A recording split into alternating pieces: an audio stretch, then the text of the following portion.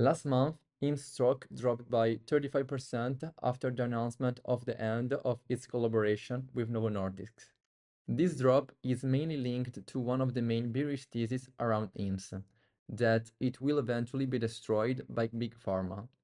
The idea is that the big pharmaceutical companies will take HIMS to court because they don't like its way of operating, which puts consumer well-being at the center and aims to disrupt a $4 trillion healthcare industry. The collaboration with Novo gave HIMS the right to distribute Wegovy, Novo weight loss drug, on its platform. When this partnership was announced, the market reacted very positively, and in my view, it reduced by 99% the likelihood of a legal dispute between HIMS and Big Pharma. But after Novo ended the collaboration, those theories about Big Pharma dragging HIMS into court came back even stronger. Officially, Novo said they left the deal because HIMS was selling knockoff version of Wegovy, which could pose serious risks to patients. They argued that being associated with such products could damage Novo's brand. Yet, just over a month later, IM's stock has completely recovered and is even trading higher now, at around $65.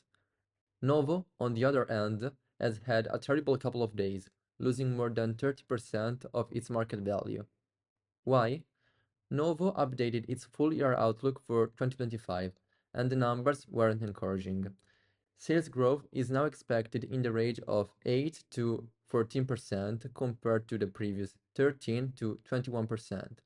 Operating profit growth is now projected between 10 to 16% instead of the 16 to 24% they initially forecasted. Novo blames this downward revision on ongoing illegal mass compounding. These were Novo's words.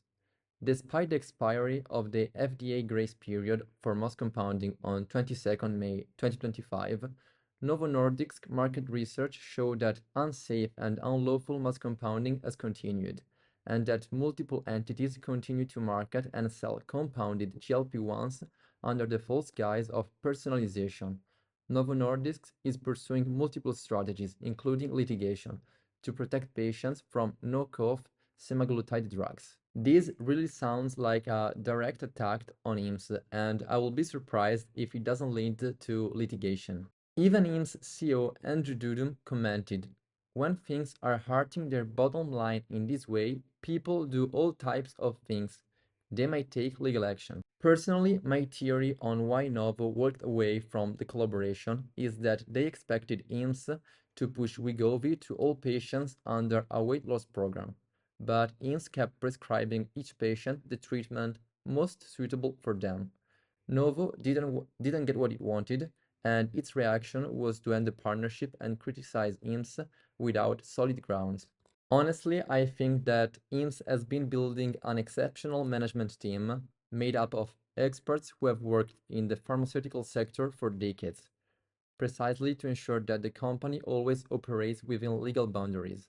So the idea that IMS was selling knockoff semaglutide seems very unrealistic to me. And to wrap up these recent developments, Novo's delicate situation and its continued loss of market share only reinforce my belief that IMS hasn't done anything illegal. It's also important to remember that IMS is not a GLP-1 company. As it continues launching new verticals like treatments for men's testosterone and women's menopause, GLP-1 revenue will become a smaller and smaller part of the overall business. In time, it's almost inevitable that IMS will end up in court because it's truly disrupting a massive industry, and it's unrealistic to think that incumbents won't fight back.